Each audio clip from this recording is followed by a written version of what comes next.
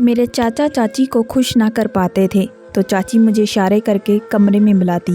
मुझे शर्म आती थी। एक रात चाची मेरे पास आकर सो गई। मैं बीवी समझकर चाची के साथ पूरी रात। मेरी चाची बहुत ही खूबसूरत और कम उम्र की लड़की जैसी थी। शुरू शुरू में तो मुझे बहुत ही शर्म आती और कोई बात ना कर पाती। मैं भी नज़रें झुकाकर कम से कम काम रखता और चाची से ज़्यादा बोलता भी नहीं था। चाची भी मुझसे दूर दूर ही रहती थी, लेकिन पता नहीं चाची को क्या हुआ कि एक रात चाची ने मुझे कमरे में बुला लिया और वह कहने लगी कि आज रात मेरी कुछ तबीयत ठीक नहीं है, कुछ सही नहीं लग रहा। अगर आज की रात तुम इधर सोना चाहो तो सो सकते हो। लेकिन जैसे ही मैं चाची के कमरे में सोया, चाची ने तो लाइट बंद करते ही मेरे साथ मुझे कुछ समझ में ना आया। चाची ने मेरे साथ ऐसा क्यों किया? मेरे तो होश उड़ गए। जिस रात चाची ने, मेरा नाम आकाश था, मैं नौकरी की तलाश में इधर उधर फिर रहा था, लेकिन हमारे गांव में कहीं नौकरी नहीं मिल रही थी। एक दिन मेरे दोस्त मोहन ने मुझसे कहा कि दिल्ली में मेरे चाचा रहते हैं, वहाँ पर तुम्हें नौकरी लगवा देंगे। मैं ज़्यादा पढ़ा लिखा तो नहीं था, मैं सिर्फ 10वीं पास किया था। मुझे नौकरी की तलाश थी। मैं अपने दोस्त मोहन के चाचा के घर आ गया। उसके चाचा ने मेरी नौकरी अपने घर में ही दे दी। जब मैं उस घर में गया तो मालकिन यानी कि मेरे दोस्त का चाचा, जो कि मेरे भी चाचे हुए, मैं चाचा ही बोलता, मुझसे कुछ नहीं पूछा। उसने मुझे एक कागज़ दिया और कहा कि इस एड्रेस पर चले जाओ।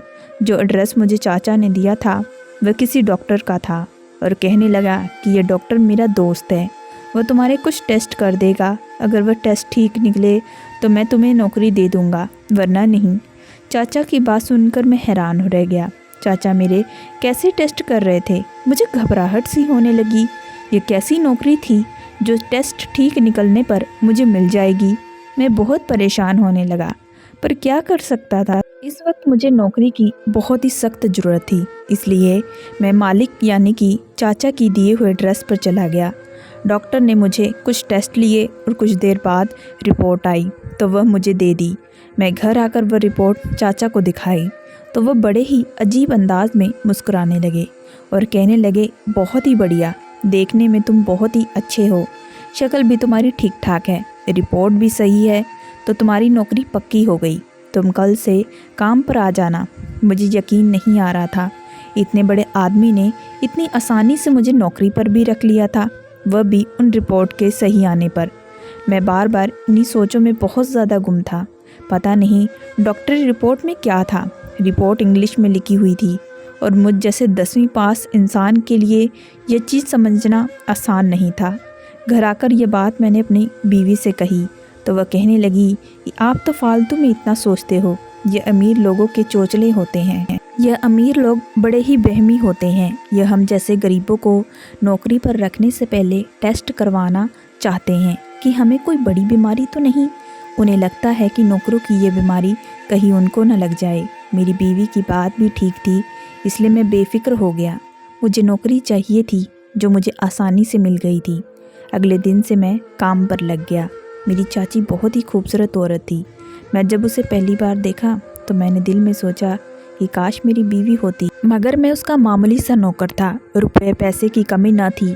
ऐसे में चाची मुझे लेकर बाज़ारों में फिरती रहती क्योंकि उसकी औलाद ना थी। पता नहीं खराबी चाचा में थी या फिर चाची में, लेकिन दोनों के बीच कभी कोई लड़ाई झगड़ा नहीं था। दोनों प्यार मोहब्बत से रहते थे। एक दिन चाचा का पुराना नौकर घर आया तो मुझे मुबारकबाद देकर कहने लगा, तुम टेस्ट में कामयाब हो गए हो, लेकिन याद रखना ये मालिक मतलब जिसे चाचा बोलते हो बड़ी जल्दी नौकर बदल देता है। यह सुनकर मैं घबरा गया और सोचने लगा कि इतनी जल्दी नौकर बदलने के पीछे क्या वजह हो सकती है। पुराने नौकर ने मुझे डरा दिया। मैं बार बार वही सोचे जा रहा था, अगर मुझे भी मालिक ने नौकरी से निकाल दिया तो मेरा क्या होगा। बहुत मुश्किल से तो मुझे यह नौकरी मिली थी। अब अगर यह भी हाथ से चली गई तो मैं चाचा और चाची को हर तरह से खुश रखने की मैं पूरी कोशिश करता। मेरा चाचा ज़्यादा वक्त घर से बाहर रहते थे, इसीलिए मैं चाची के काम ही करता था। चाची को पूरे तरीके से बोतल में उतारना चाहता था और यही हुआ। चाची मुझ पर काफ़ी मेहरबान थी। एक दिन उसने मुझे अपने कमरे में बुलाया, साफ़ सफाई का ख्याल रखा मुझे नौकर भी ऐसा पसंद है जो मालिक की तरह सजा संवरा रहे। यह कहकर चाची ने मुझे हज़ारों नोट पकड़ा दिए और कहा कि ये सैलरी के अलावा पैसे हैं, इसे सिर्फ खुद पर खर्च करना। चाची की बात सुनकर मैं खुश हो गया और मैं बीवी को कुछ भी बताए बगैर अगले दिन ही एक पार्लर चला गया और ख़ुद को काफ़ी सजा लिया और मैंने बहुत सारी ख़रीदारी की। नए कपड़े खरीदे, नए जूते खरीदे। चाची मुझे देखकर हैरान हो गई। उन्होंने मुस्कुरा कर कहा, आज तुम बहुत अच्छे लग रहे हो, हमेशा ऐसे ही रहना। अपनी तारीफ़ किसको अच्छी नहीं लगती, इसलिए मैं शर्मा गया। मेरी शादी को 4 साल गुजर गए थे, मगर मेरी बीवी चाची की तरह खूबसूरत नहीं थी। चाची की तरह खूबसूरत नहीं थी और ना ही उसकी तरह फैशन करती, इसलिए मैं भी उसकी तरफ से लापरवाह हो गया। बीवी पति के लिए सजे तो पति को भी अच्छा लगता है, मगर बीवी में ऐसी कोई बात नहीं थी।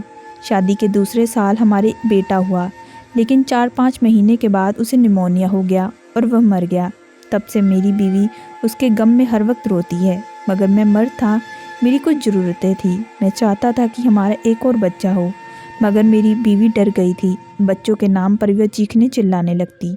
उसे लगता था कि हमारे सारे बच्चे यूं ही 3-4 दिन महीने के बाद मर जाएंगे, इसलिए वह मेरे पास भी नहीं भटकती, मुझसे दूर दूर रहती। इसलिए अपनी चाची को देखकर मेरी नीयत ख़राब होने लगी। लेकिन चाची कभी कभार मुझसे ऐसी बातें करती थी। शायद चाची चाचा से बहुत प्यार करती थी। पुराने नौकर ने बताया कि उनकी शादी को 12 साल हो चुके थे, कोई औलाद नहीं थी, मगर दोनों हंसी खुशी रहते थे। चाचा अपने कारोबार में बिजी रहते तो चाची फैशन करने और पार्टियां पर जाने पर वक्त नहीं मिलता। मगर इस सब के बावजूद मैं देख रहा था कि चाची मुझसे थोड़ी बहुत ही खुश हो रही थी। मैं चाची के साथ प्यार के सपने देखने लगा। अक्सर फिल्म और ड्रामा में खूबसूरत चाची को अपने करीब नौकर से प्यार हो जाता है।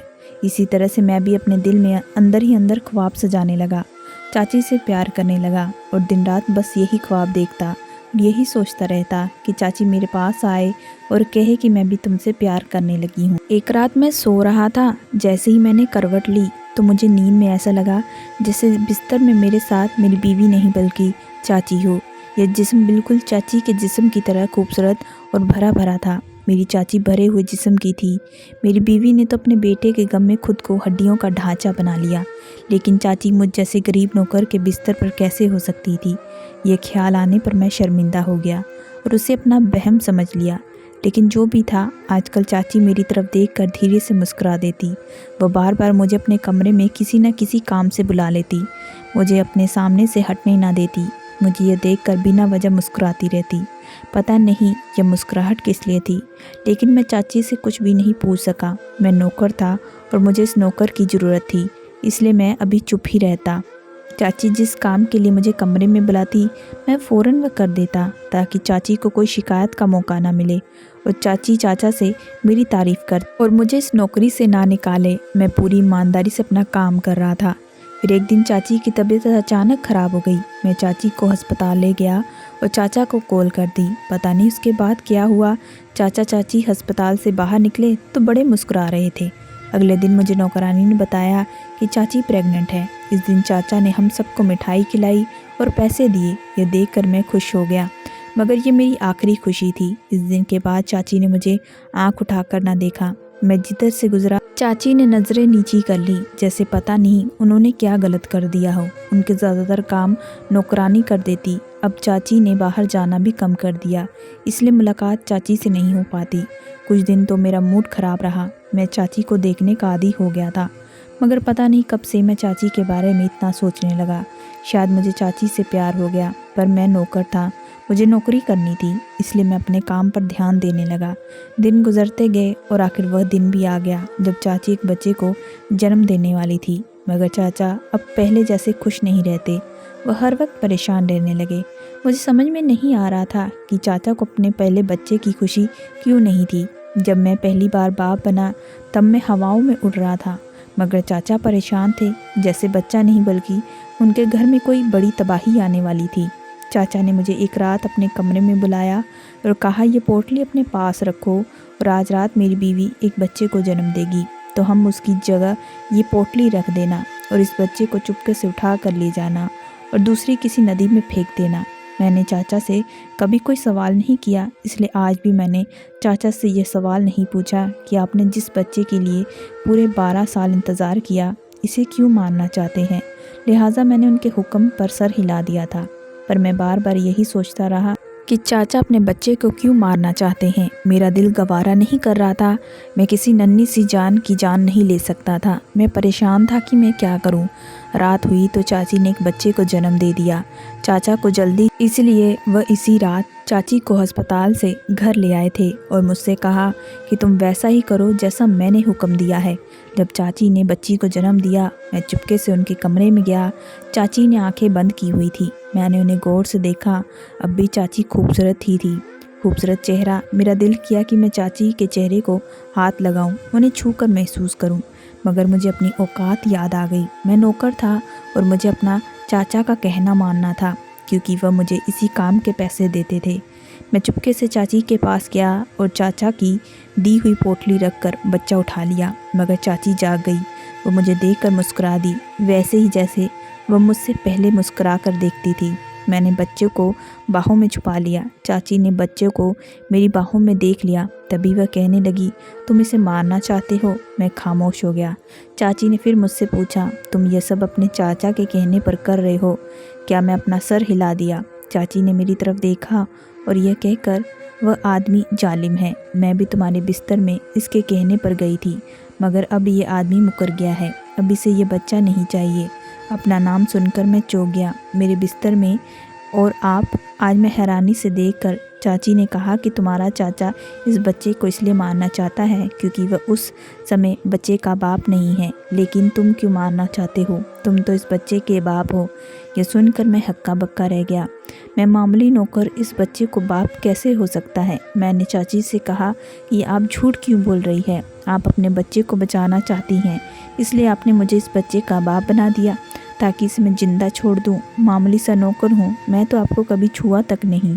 यह सुनकर चाची खूब जोरों से हंसने लगी और इस नीयत से कहा, यह बच्चा नहर में मत फेंकना, क्योंकि इस बच्चे का बाप तुम्हारा चाचा नहीं बल्कि तुम हो, क्योंकि तुमने मुझे कभी नहीं छुआ था, मगर मैं कई रातों तक तुम्हारी बीवी बनकर तुम्हारे घर में रह चुकी हूँ। यह सुनकर मैं चौंक गया था। ये क्या माजरा था? क्या वह मेरा ख्वाब नहीं था?